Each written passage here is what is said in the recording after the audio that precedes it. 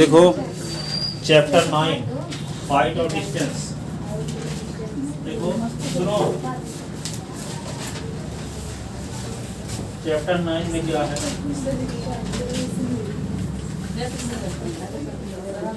Height और distance. Application आप trigonometry बोल सकते हो। Chapter 9 application of integration, application of trigonometry. ठीक है, इसमें सबसे या इसको ऐसे भी बोल सकते हैं कि height and distance, height and distance. ठीक है, इसमें दो तीन शब्द आते हैं। एक है लाइन ऑफ साइट, पहले तो आता है हॉरिजॉन्टल लाइन, हॉरिजॉन्टल लाइन। दूसरा शब्द है line of sight, line of site, SIGHT। तीसरा है angle of elevation, angle of elevation. और चौथा है angle of depression, angle of depression.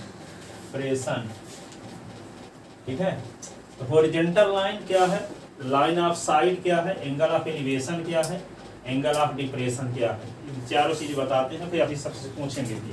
इधर बैठ जाओ आप, नहीं बैठते बनता जाओ उधर बन जाएगी,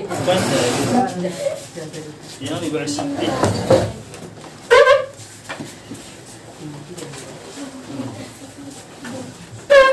तो देखो horizontal line, line of site, ठीक है, एंगल ऑफ एलिवेशन और एंगल ऑफ डिप्रेशन।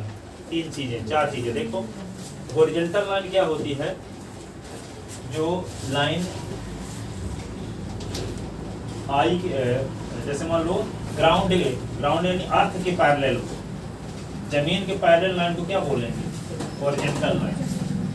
ठीक है, जैसे मान लो ये ग्राउंड के पैरेलल कोई लाइन है, ऐसे जैसे हम यहाँ से खींचते हैं, ऐसे जमीन के पैरेलल लाइन आंख से होकर, ठीक है, हाँ सीधे पैरेलल वो जमीन की, यहाँ से लाइन खींचे तो इस लाइन को क्या बोलेंगे, हॉरिजॉन्टल लाइन।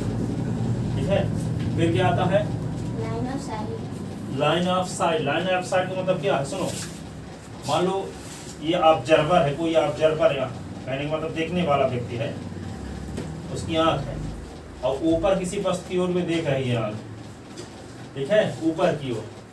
ठीक है, तो ये ऑब्जेक्ट और उसकी ऑब्जर्वर की आई, ऑब्जर्वर की आई और ऑब्जेक्ट को मिलाने वाली लाइन, लाइन ऑफ साइट कहलाएगी।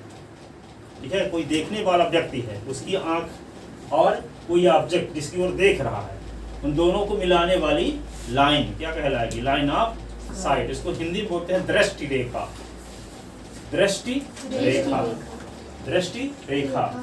जैसे आपकी आंख जिसकी ओर देख रही है, तो आपकी आंख को और उस वस्तु को मिलाने वाली लाइन क्या कहलाएगी, लाइन ऑफ साइट, दृष्टि रेखा कहलाएगी। ठीक है, ये ऑब्जेक्ट की ओर हम देख रहे हैं, यहाँ कोई ऑब्जर्वर देख रहा है ऑब्जेक्ट को की ओर, तो यहाँ पे इसकी ऑब्जर्वर की आई और ऑब्जेक्ट को मिलाने वाली जो लाइन है ये कहलाएगी दृष्टि रेखा, लाइन ऑफ साइट कहलाएगी, SIGHT। ठीक है, लाइन ऑफ साइट। ठीक है, एंगल ऑफ एलिवेशन क्या है, एंगल ऑफ एलिवेशन क्या है, कोई ऑब्जर्वर, कोई ऑब्जर्वर, ऑब्जर्वर माने देखने वाला, प्रेक्षक हिंदी में बोलते हैं, कोई ऑब्जर्वर नीचे से ऊपर की ओर देखता है, नीचे से ऊपर की ओर देखता है, तो उसकी लाइन ऑफ जो साइट है, ग्राउंड के साथ जो एंगल नीचे बनाएगी उस एंगल को कहते हैं एंगल ऑफ एलिवेशन।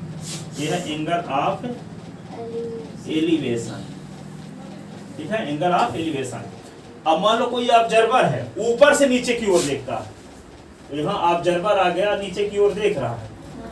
ठीक है, तो उसकी जो लाइन ऑफ साइट है हॉरिजॉन्टल लाइन के साथ यहाँ एंगल ऊपर जो बनाएगी, एंगल ऑफ डिप्रेशन कहलाएगा। जब वस्तु ऊपर की ओर है, नीचे से देखा जा रहा है, ठीक है, तो जो लाइन ऑफ साइट जमीन के साथ एंगल जो बनाएगी, ग्राउंड के साथ जो एंगल बनाएगी नीचे, उस एंगल को कहेंगे एंगल ऑफ एलिवेशन। ठीक है, और यदि हम ऊपर से कोई ऑब्जर्वर नीचे की ओर देख रहा है, ठीक है, तो हॉरिजॉन्टल लाइन के उसकी line of side horizontal line के साथ ऊपर जो एंगल बनाती है ये वाला एंगल, ठीक है। यहाँ से ऑब्जर्वर देख रहा है, यहाँ ऑब्जेक्ट है नीचे की ओर, ऊपर वे ऑब्जर्वर है, ठीक है, प्रेक्षक है, देखने वाला व्यक्ति है, और ऊपर से किसकी ओर देख रहा है, नीचे की ओर देख रहा है। तो उसकी जो लाइन ऑफ साइट है, दृष्टि रेखा जो है उसकी हॉरिजॉन्टल लाइन के साथ ऊपर जो एंगल बनाती है, ये वाला एंगल, ये क्या कहलाएगा, angle of depression, angle of depression, ठीक है, एंगल ऑफ डिप्रेशन। ऊपर से नीचे की ओर जब देखता है, तो जैसे मान लो वहां से कोई आदमी यहाँ की ओर देख रहा है, तो उसकी आई और ये ऑब्जेक्ट को मिलाने वाली लाइन क्या कहलाएगी, लाइन ऑफ साइट। तो वो छत के साथ ऊपर जो एंगल बन गया, ठीक है, लाइन ऑफ साइट, छत के साथ जो एंगल बनाई ऊपर, उसको क्या बोलेंगे, एंगल ऑफ डिप्रेशन। अब यहाँ नीचे से कोई ऊपर की ओर देखता, ठीक है, तो इस जमीन के साथ यहाँ एंगल जो बन गया, लाइन ऑफ साइट, जमीन के साथ जो एंगल नीचे बनाई, उसको क्या बोलेंगे, एंगल ऑफ एलिवेशन बोलेंगे इसको। और ऊपर से जब नीचे की ओर देखा जा रहा था, छत के साथ जो ऊपर एंगल बना, उसको क्या बोलेंगे, एंगल ऑफ डिप्रेशन, ठीक है। लाइन ऑफ साइट तो समझ गए ना, ऑब्जर्वर की आई और ऑब्जेक्ट को मिलाने वाली लाइन, लाइन ऑफ साइट कहलाती है, ठीक है।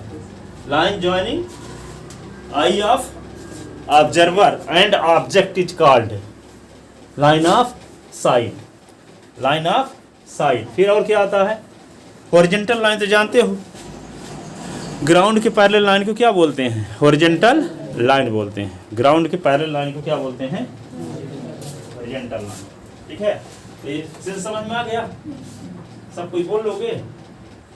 हॉरिजॉन्टल लाइन क्या है, ग्राउंड के पैरेलल लाइन को क्या बोलते हैं, horizontal line. Line of site क्या है, ऑब्जर्वर की आई और ऑब्जेक्ट को मिलाने वाली लाइन क्या कहलाती है, line of sight. Angle of elevation, जब कोई ऑब्जर्वर नीचे से ऊपर की ओर देखता है, तो नीचे जमीन के साथ जो एंगल बनता है, यानी कहने का मतलब लाइन ऑफ साइट जमीन के साथ जो एंगल बनाती है, ग्राउंड के साथ जो एंगल बनाती है नीचे, उस एंगल को कहते हैं एंगल ऑफ एलिवेशन। अब कोई ऑब्जर्वर जब ऊपर से नीचे की ओर देखता है, ऊपर से नीचे की ओर देखता है, तो जो लाइन ऑफ साइट है ऊपर हॉरिजॉन्टल लाइन के साथ ऊपर जो एंगल बनाती है, उस एंगल को कहते हैं एंगल ऑफ डिप्रेशन, ठीक है।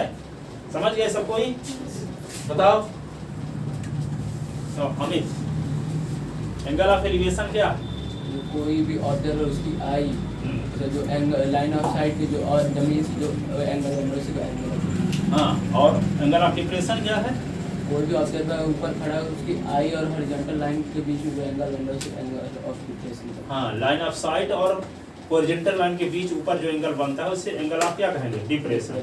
लाइन ऑफ साइट क्या है, जो ऑब्जेक्ट है और सिर्फ जो ऑब्जर्वर की आई है उसके बीच में जो लाइन है वही लाइन ऑफ साइट। हाँ, ऑब्जर्वर की आई और ऑब्जेक्ट को मिलाने वाली लाइन क्या कहलाएगी, line of sight, line of sight. और क्या बच गया, हॉरिजॉन्टल लाइन क्या है, जो जमीन के पैरेलल लाइन को हॉरिजॉन्टल लाइन कहते हैं। आप बोलो, हॉरिजॉन्टल लाइन वो होती है जमीन के पैरेलल, लाइन को हॉरिजॉन्टल लाइन कहते हैं। और लाइन ऑफ साइट क्या है, ऑब्जर्वर की आई और ऑब्जेक्ट को मिलाने वाली लाइन क्या कहलाएगी, line of sight. Angle of elevation क्या है, एंगल ऑफ एलिवेशन किसी नीचे से ऊपर की, जब नीचे से ऊपर की ओर देखा जाता है, तो लाइन ऑफ साइट ग्राउंड के साथ नीचे जो एंगल बनाती है उस एंगल को कहते हैं angle of elevation. Angle of depression क्या है, जब ऊपर से नीचे की ओर देखा जा रहा है, तो line of site horizontal line के साथ ऊपर जो एंगल बनाती है, ठीक है ना। जैसे ये वाला एंगल, जैसे कोई ऑब्जर्वर इधर की ओर देख रहा है, ये हॉरिजॉन्टल लाइन है, ये लाइन ऑफ साइट के बीच ऊपर जो एंगल बन रहा है, ये एंगल ऑफ डिप्रेशन है। ऊपर से नीचे की ओर देखा जा रहा है, ये ऑब्जर्वर की क्या है, आँख ही है क्या है, आँख है। और किसकी ओर देख रहा है, ऑब्जेक्ट की ओर। तो ये लाइन ऑफ साइट हो गई, तो ये हॉरिजॉन्टल लाइन के साथ जो ऊपर एंगल बन रहा है उसको क्या बोलते हैं, एंगल ऑफ डिप्रेशन। अब नीचे से ऊपर की ओर देखा जा रहा है, तो ग्राउंड के साथ ये लाइन ऑफ साइट जो एंगल नीचे बनाती है उसको एंगल ऑफ एलिवेशन कहते हैं, ठीक है। समझ गए ना पूरा, तो लिख लो, थोड़ा दिखवा देते हैं, जो बोल रहे हो उसी को लिखो। Horizontal line, the line passing through horizontal line,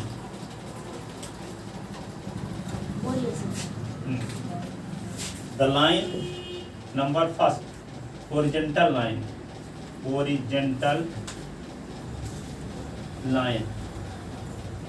the line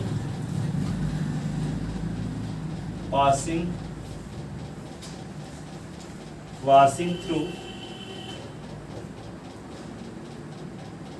our eye and parallel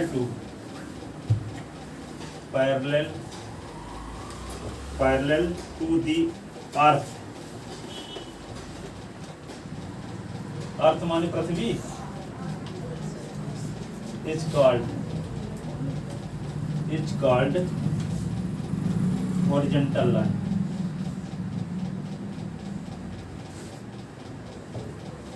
ठीक है, दूसरा पॉइंट क्या है? Line of site SIGHT line of sight, the line joining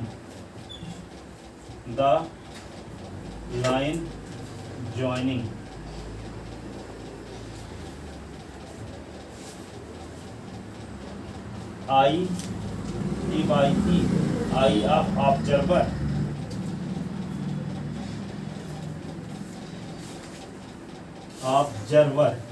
and object.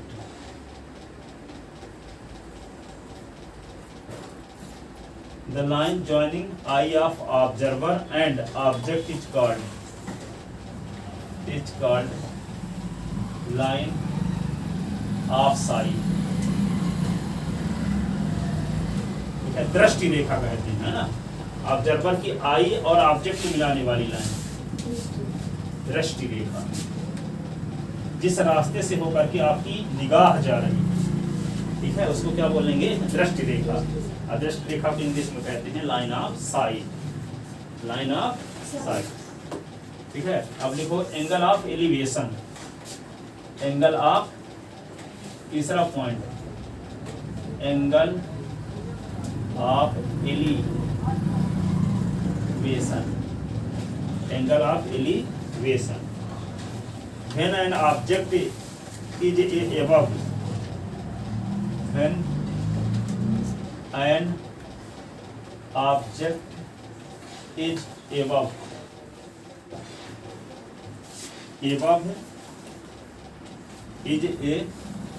the horizontal line, then the angle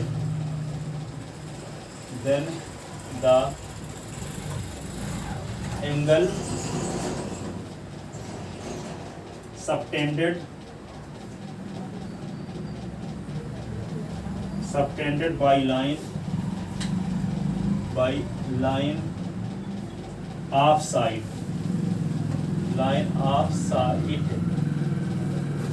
with horizontal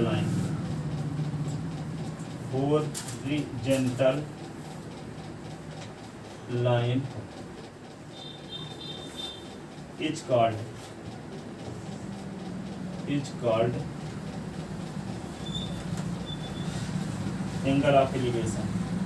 angle of elevation. जैसे मान लो हम यहाँ खड़े हैं, अब ऊपर की ओर देखते हैं, तो एंगल ऑफ एलिवेशन कहाँ बनेगा?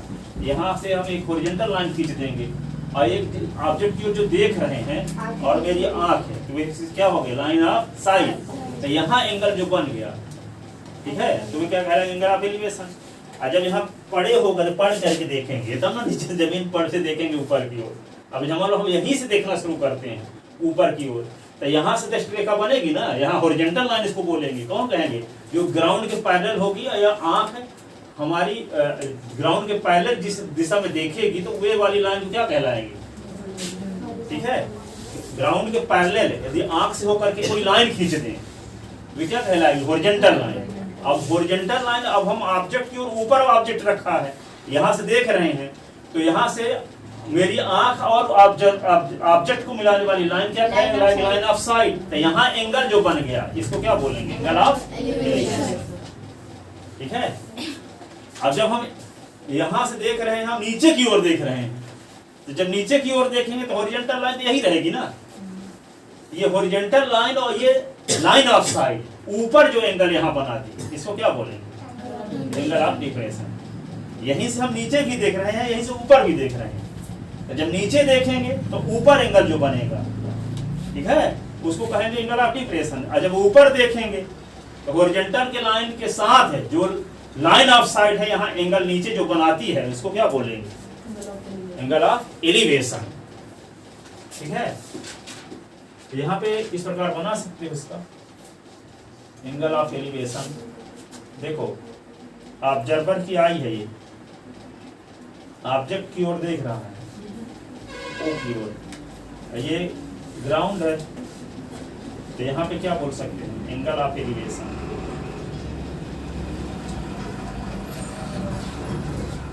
ग्राउंड भी हॉरिजॉन्टल लाइन कहलाती है और ग्राउंड के पैरेलल लाइन भी हॉरिजॉन्टल लाइन कहलाती है। ये क्या हो गई, हॉरिजॉन्टल। ये लाइन ऑफ क्या हो गई, लाइन ऑफ साइड। ये क्या है, ऑब्जेक्ट, ऑब्जर्वर की आई है ये, ठीक है, ये ऊपर देख रहा है, ठीक है। अब क्या करेंगे, अब एंगल ऑफ डिप्रेशन, ये डायग्राम भी बना लो इस बार, angle of depression,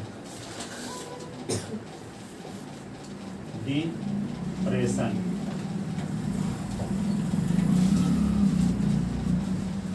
When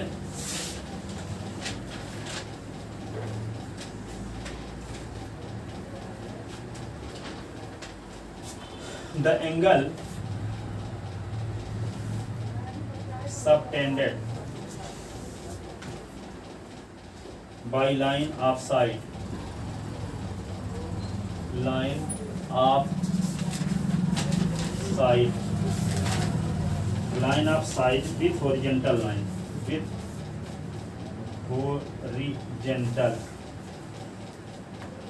line is called angle of depression, angle of depression when the object is below, when the object is below, object नीचे रखी गई,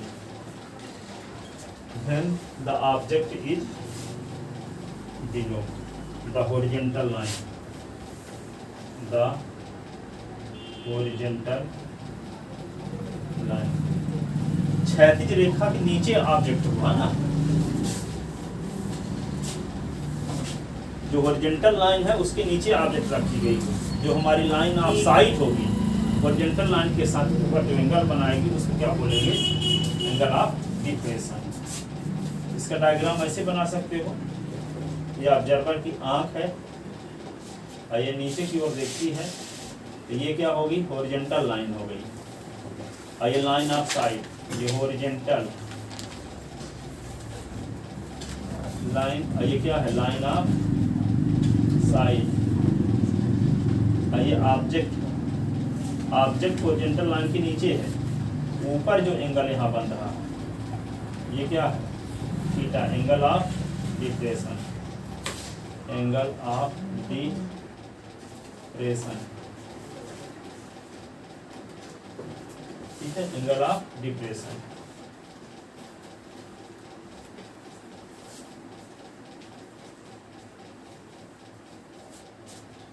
angle of depression, object horizontal line के नीचे रखी हो, ठीक है, तो ऑब्जर्वर की आई और ऑब्जेक्ट को मिलाने वाली लाइन जिसको हम लाइन ऑफ साइट के नाम से जानते हैं, तो लाइन ऑफ साइट के साथ हॉरिजॉन्टल लाइन जो एंगल ऊपर बनाएगी उसको कहेंगे एंगल ऑफ डिप्रेशन। और जब ऑब्जेक्ट ऊपर रखा हो, ऊपर रखा हो तो हॉरिजॉन्टल लाइन और लाइन ऑफ साइट के बीच का जो एंगल होगा वो एंगल ऑफ एलिवेशन, ठीक है ना।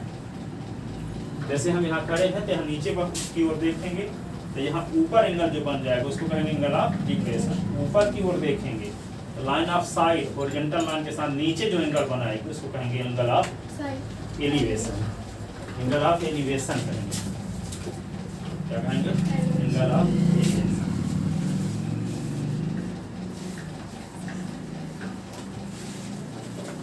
समझ गए?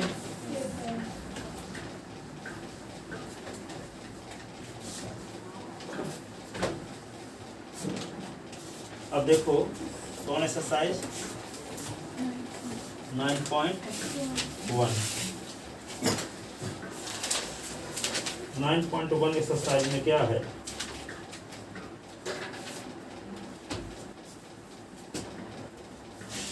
एक है पोल है, ए बी मान लो एक पोल है, पोल है अच्छे से नहीं बन रहा है,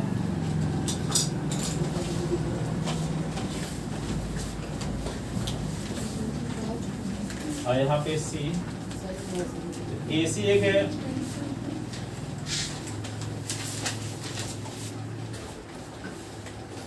एक सर्कस जो देखे होंगे आप लोग, एक रस्सी बांध दे देते हैं यहाँ पे किनारे से, यहाँ पे टॉप पर ए बी सी। अब इस रस्सी के ऊपर कोई सर्कस आर्टिस्ट जो होता है, कलाकार होता है, इसके ऊपर क्या करता है, चढ़ता है, देखो कभी इस प्रकार का। तो यहाँ पे इसकी लेंथ आपको पता है शायद, क्या पता है, 20 मीटर। इस रस्सी की लंबाई क्या है, 20 मीटर, ठीक है। तो यहाँ पे जो पोल है, पोल के जो टॉप का जमीन से हाइट कितनी होगी आपको फाइंड करनी है, ठीक है। एक सर्कस आर्टिस्ट है, वो एक रस्सी पर चढ़ता है, सी से ए की ओर, सी से ए की ओर चढ़ता है, ठीक है। तो जिस रस्सी पर चढ़ता है उस रस्सी की जो लेंथ है वो क्या है, 20 मीटर है, ठीक है। तो ये जो ये पोल लगाया गया है, तो पोल की हाइट कितनी है ये आपको फाइंड करना है। जबकि ये एंगल कितना बन रहा है, क्वेश्चन में दिया है 30 डिग्री, कितना एंगल बन रहा है, 30 डिग्री। इसका मतलब क्या हुआ, कल आपको बताए थे, किसी राइट ट्रायंगल की एक साइड पता हो और एक एक्यूट एंगल पता हो, तो शेष दो साइड निकाल सकते हैं कि नहीं, ट्रिग्नोमेट्री का उपयोग करके। तो यहाँ पे देखो एक राइट ट्रायंगल है, तो यहाँ 90 डिग्री का एंगल बन रहा है, तो होबे करेगा, राइट ट्रायंगल का एक एंगल 90 डिग्री होबे करेगा। अब दो एक्यूट एंगल में से कोई एक एक्यूट एंगल आपको पता है और एक साइड की लेंथ पता है, तो आप ये साइड भी निकाल सकते हो और ये साइड भी निकाल सकते हो, ठीक है। तो जिस साइड को आपको निकालना हो उसको ऊपर लिखते हैं, जिस साइड को आपको पता हो उसको नीचे लिखते हैं। अथवा कहने का मतलब ये हुआ कि जो साइड आपको निकालना है, जो साइड दी गई है, दोनों में रिलेशन लिखते हैं, किसी को ऊपर लिख सकते हैं, किसी को नीचे, और उसकी मदद से हम क्या निकाल सकते हैं, जो साइड आप निकालना चाहते हो। तो यहाँ पे क्या निकालना है आपको, ए बी निकालना है, तो ए बी को क्या करोगे, ऊपर कर दोगे, और जो आपको पता है उसको नीचे कर दोगे। तो यहाँ 30 डिग्री के सामने की साइड को क्या बोलेंगे, जो एक्यूट एंगल है उसके सामने की साइड को क्या बोलते हैं, परपेंडिकुलर। 90 डिग्री के आपको सामने की साइड को क्या बोलते हैं, हाइपोटेनस। तो जो साइड बच गई है उसको क्या कहेंगे, उस साइड को क्या कहेंगे, बेस, ठीक है। तो आपको निकालना क्या है, ए बी पोल, जिसको हम ए बी का नाम दिए हैं, पोल ए बी की हाइट निकालना है। इसकी हाइट को हम मान लो h मान लेते हैं, तो यहाँ पे क्या करेंगे, जो निकालना है उसको ऊपर लिख देते हैं, h अपान क्या करेंगे 20। तो h है क्या, परपेंडिकुलर, h क्या है, परपेंडिकुलर, और ये क्या है 20 क्या है, हाइपोटेनस। तो h upon 20 is equal to perpendicular upon hypotenuse से क्या फार्मूला बनेगा, साइन थीटा। क्या लिख दोगे, साइन थीटा की वैल्यू क्या है 30, क्या है 30। तो यहाँ पे h upon 20 is equal to sine 30 value होती क्या है, बोलो, हाँ 1/2, क्रॉस मल्टीप्लिकेशन। तो यहाँ पे क्या होगा, 2h is equal to 20, h equal 20/2, cut जाएगा 10, h इक्वल टू 10 मीटर, ठीक है। तो पोल की हाइट कितनी होगी, 10 मीटर। तो लिखो, थोड़ा ढंग से लिखते हैं, सेंस समझ में आया कि नहीं आया। Late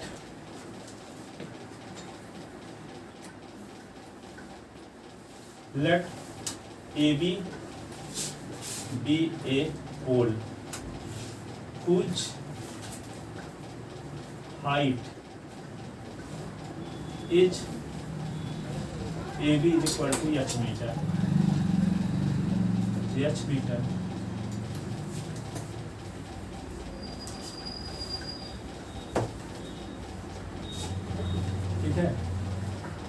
from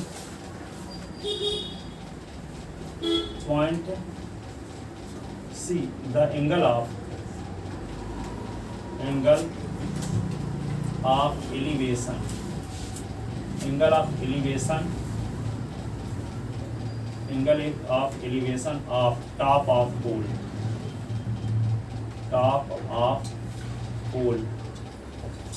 angle ACB is equal to 30 degree.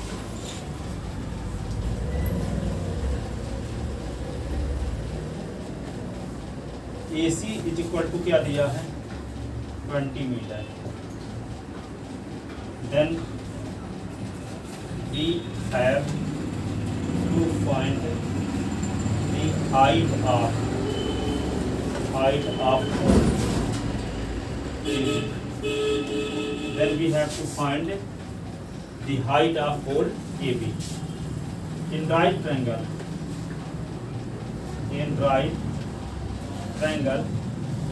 ABC, in right triangle ABC, जो आपको निकालना हो उसको ऊपर लिख दो, ये भी ना निकालना है, और जो आपको पता हो उसको नीचे लिख दो. तो AB अपॉन AC. तो AB है क्या परपेंडिकुलर, AC क्या है हाइपोटेनस. AB क्या है परपेंडिकुलर, और ये यहाँ पे AC क्या है हाइपोटेनस. तो यहाँ पे क्या लिख दोगे, AB के स्थान पे क्या लिख दें H, AC के स्थान पे क्या लिख दें 20. और ये परपेंडिकुलर अपॉन हाइपोटेनस से क्या फार्मूला बनेगा, क्या बनेगा परपेंडिकुलर साइन 30. थीटा का काम कौन कर रहा है यहाँ 30. तो इसके नीचे 1 लिख लो, तो H 1 जा H is equal to 20 sine 30. तो क्या होगा H is equal to 20 sine 30 value क्या है 1/2. ये कट गया 10. H is equal to 10 meter. H is equal to 10 meter. Thus the required height of pole. Thus the required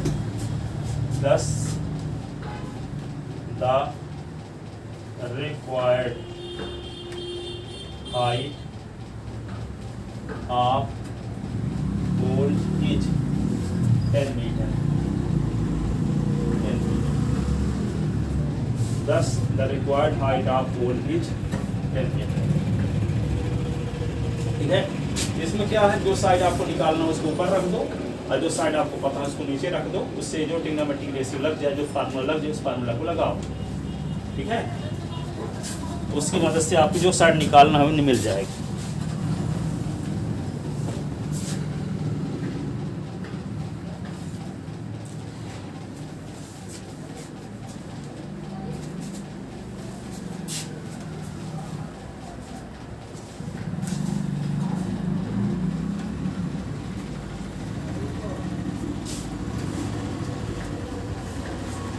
इतना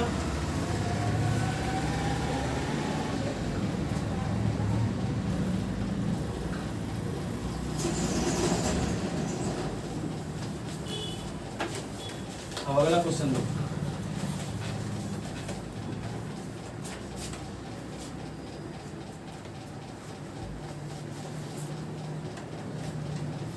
ये क्या है, वृक्ष है, ट्री जिसको बोलते हैं PQ. आंधी चलने पर वे आर से टूट जाता है. एक वृक्ष है, जब आंधी चलती है तो आंधी चलने पर पॉइंट आर से टूट जाता है. टूटा हुआ हिस्सा जमीन के पॉइंट एस को छूता है. ठीक है. मान लो ये टूटा हुआ हिस्सा यहाँ आया, जहाँ पे जमीन को टच करता है उस पॉइंट का नाम हम एस रख लिए. ठीक है. तो यहाँ पे जो टूटा हुआ हिस्सा है वो जमीन के साथ एंगल बनाता है 30 डिग्री. कितना एंगल बनाता है 30 डिग्री. ठीक है. तो आपको ये बताना, यदि टूटा हुआ हिस्सा जो है जब वृक्ष का, वे वृक्ष से ट्री से कितने डिस्टेंस पर है, क्वेश्चन में दिया है 8 मीटर की डिस्टेंस पर. 8 मीटर की डिस्टेंस पर. ऐसी कंडीशन में उस वृक्ष की ऊंचाई क्या रही होगी. एक पेड़ था जिसकी हाइट, मान लो PQ पेड़ है, ट्री है, इसकी हाइट क्या है H है. आंधी चलने पर ये पॉइंट आर से क्या होता है टूट जाता है. टूटा हुआ हिस्सा जमीन को जिस पॉइंट पर टच करता है उस पॉइंट का नाम यस रख लिए हैं। ये टूटा हुआ भाग जमीन के साथ जो एंगल बनाता है वो 30 डिग्री है, ठीक है। ये टूटा हुआ हिस्सा जमीन को जिस पॉइंट पर छूता है उसकी उस वृक्ष से डिस्टेंस कितनी है, 8 मीटर। तो ऐसी कंडीशन में उस ट्री की हाइट क्या रही होगी, क्या रही होगी आपको फाइंड करना। क्या पता है आपको? एक ट्री था जो आंधी चलने पर पॉइंट आर से टूट जाता है। टूटा हुआ हिस्सा जमीन के साथ 30 डिग्री का एंगल बनाता है, ठीक है। टूटे हुए हिस्से का जो टॉप है वह जमीन को जिस पॉइंट पर टच करता है उस पॉइंट का नाम यस रखा गया है। और यस की क्यू से डिस्टेंस कितनी है, 8 मीटर है। तो ऐसी कंडीशन में आपको ये बताना है कि उस ट्री की हाइट क्या रही होगी। PQ जो ट्री है उसकी हाइट क्या रही होगी, ठीक है। तो मान लेते हैं ट्री की जो हाइट है वो h थी, क्या थी, h। यहाँ R पॉइंट से टूट जाता है जब वृक्ष, तो Q से R तक की डिस्टेंस हम s मान लिए। क्या मान लिए, x। तो जब ये s मान लिया, ये पूरा h है, तो ये कितना जो बचा, h minus x। Total height तो h है, और यहाँ से तक की हाइट को क्या मान लिए, x। तो ये वाली हाइट क्या होगी, x minus x, h minus x, h minus x। ये क्या होगी, h माइनस x। तो यही भाग तो यहाँ आ गया टूट के, वही भाग ना आया है इधर। तो ये भी क्या होगा, h माइनस x मीटर, ठीक है। अब ये 30 डिग्री का एंगल बन रहा है, ये 8 है, ठीक है। तो आप इस राइट ट्रायंगल की मदद से क्या निकाल सकते हो, इस राइट ट्रायंगल की मदद से आपको ये साइड पता है, तो इस साइड का उपयोग करके और अथवा इस साइड का उपयोग करके आप s की वैल्यू निकाल सकते हो। अब s की वैल्यू जब आ जाएगी, पहले आप s की वैल्यू यहाँ से निकाल दो। तो यहाँ s निकालने के लिए क्या करो, जो निकालना होता है उसको ऊपर लिखते हैं और जो पता होता है उसको नीचे। तो यहाँ पे x है, तो यानी x अपान 8 कर दोगे तो h क्या है, 30 डिग्री के सामने की साइड है। तो ये क्या कहलाएगा, परपेंडिकुलर। और ये क्या कहलाएगा, बेस। तो परपेंडिकुलर अपान बेस मिलके क्या होगा, tan 30 होगा। इसके नीचे 1 क्रॉस मल्टीप्लिकेशन, x बन जा x 8 tan 30, ठीक है। और tan 30 की वैल्यू क्या होगी, 1/√3। तो क्या आ गया, 8/√3 मीटर आ गया s की वैल्यू, ठीक है। अब हमारा मकसद क्या है, h की वैल्यू निकालना। क्या निकालना है, h की वैल्यू। तो h की वैल्यू निकालने के लिए अब क्या करेंगे, इस साइड में रिलेशन निकालो। तो h माइनस x निकाल लिया जाए। तो h माइनस x में s की वैल्यू रख देंगे तो h की वैल्यू आ जाएगी, ठीक है। तो जो निकालना होता है उसको ऊपर लिखते हैं। तो h माइनस x ना निकालना है तो h माइनस x को ऊपर लिख लो, और जो पता है उसको नीचे लिख लो। तो h माइनस x है क्या, hypotenuse. Hypotenuse upon base. Hypotenuse upon base का क्या फार्मूला होता है, हाइपोटेनस अपॉन बेस क्या होता है, सेक 30 लिख दोगे। तो यहाँ पे क्या होगा, h माइनस x अपॉन 8। तो यहाँ पे सेक लिख दोगे 30। अब इसके नीचे 1 लिखो तो क्रॉस मल्टीप्लिकेशन। तो क्या होगा, h minus x is equal to 8 और सेक 30। इसकी वैल्यू क्या होती है,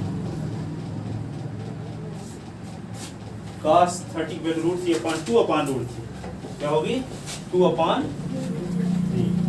h minus x is equal to क्या होगा, 16/√3। तो h की वैल्यू ना चाहिए आपको, तो h इज इक्वल टू 16/√3। ये माइनस s को उधर ले जाओ तो प्लस s। s की वैल्यू आपको पता है क्या, 8/√3। तो यहाँ पे h इज इक्वल टू क्या होगा, 16/√3 और 8/√3। तो यहाँ पे h एलसीएम क्या होगा, √3। तो 16 + 8। तो h इज इक्वल टू 16 और 8 जोड़ दो, 24/√3। √3 रैशनलाइजेशन कर दो, ठीक है। तो h इज इक्वल टू क्या होगा, 24√3 और √3 का मल्टीप्लाई √3 के साथ तो 3 और 3 8 जा 24।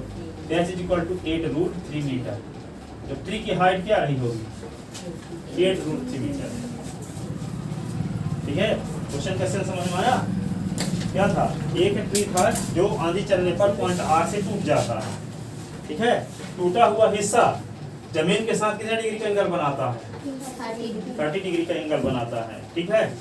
तो और टूटा हुआ हिस्सा जमीन को जिस पॉइंट पर टच करता है उस पॉइंट का नाम यस है। यस की क्यू से डिस्टेंस कितनी है, 8 मीटर है। तो ऐसी कंडीशन में आपको क्या निकालना है, ट्री की हाइट निकालना है। क्या निकालना है, ट्री की हाइट। समझ में आया कि नहीं आया, आया पर उल्टा सीधा आया समझ में। चलो लिखते हैं।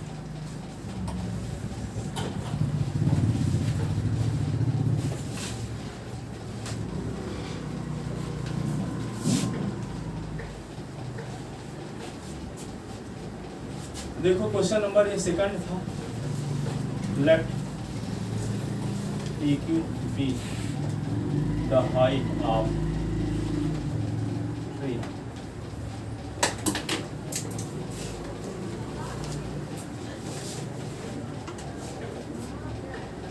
Let PQ be the tree लिख दो, be the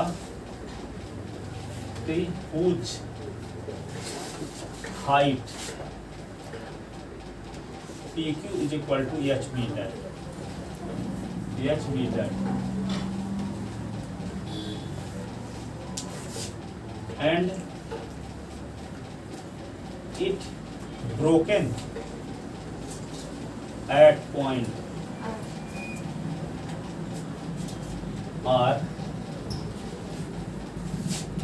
such that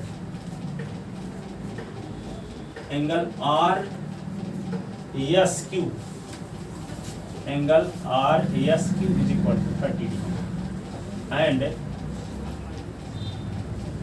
SQ is equal to 8 meter. SQ is equal to 8 meter. ठीक है, then we have to find the height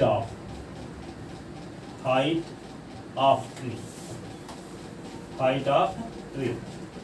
तब हमें वृक्ष की ऊंचाई ज्ञात करना। लेट क्या मान लेते हैं, RQ is equal to x metre, PR is equal to PQ minus RQ, PR is equal to PQH है और RQS माने कितना मीटर होगा। मीटर की स्पेलिंग यही होती है कि दूसरी होती है?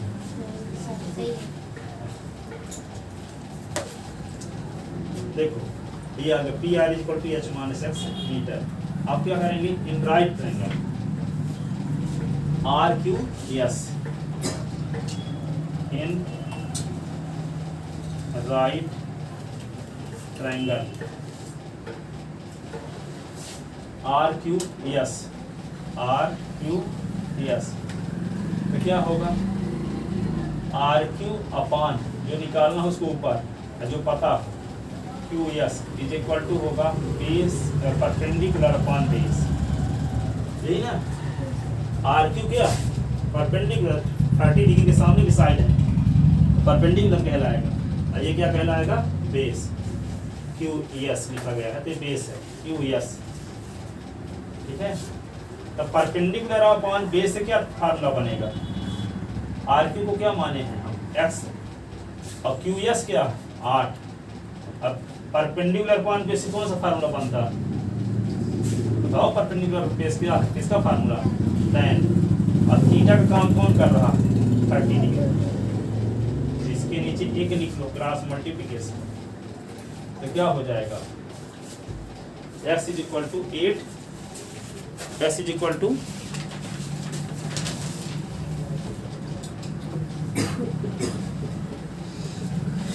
8 tan 30, x is equal to क्या होगा, tan 30। तो यहाँ पे क्या लिखेंगे, x is equal to 8 और tan 30 value 1/√3, s is equal to 8/√3 metre, ठीक है। तो ये इक्वेशन हो गया फर्स्ट। अगेन अब आपको क्या निकालना है, H minus x. H minus x किसको कहेंगे, RS को। तो लिखेंगे पहले क्या, RS अपान QS। RS क्या है, हाइपोटेनस, QS क्या है, बेस। RS क्या हाइपोटेनस और QS क्या बेस। तो हाइपोटेनस अपॉन बेस से क्या फार्मूला बनता है, सेक। तो RS क्या दिया है आपको, H माइनस एक्स, और QS क्या है 8। तो यहाँ क्या लिख देंगे फार्मूला, सेक 30। इसके नीचे 1 लिख लो, क्रॉस मल्टीप्लिकेशन। तो h minus x is equal to 8 sec 30। तो h माइनस एक्स का ये क्या होगा, सेक 30 की वैल्यू 2/√3। तो h minus x is equal to 16/√3। तो h इज इक्वल टू 16/√3 और ये प्लस एक्स। एक्स की वैल्यू क्या,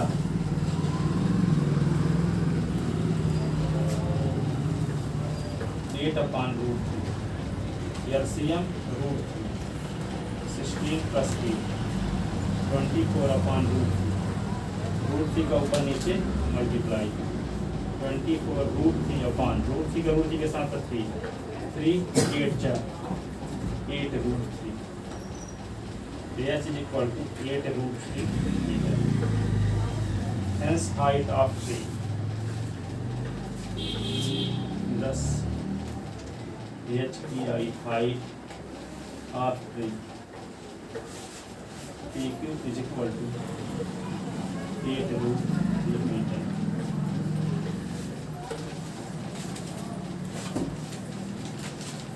ठीक है ना।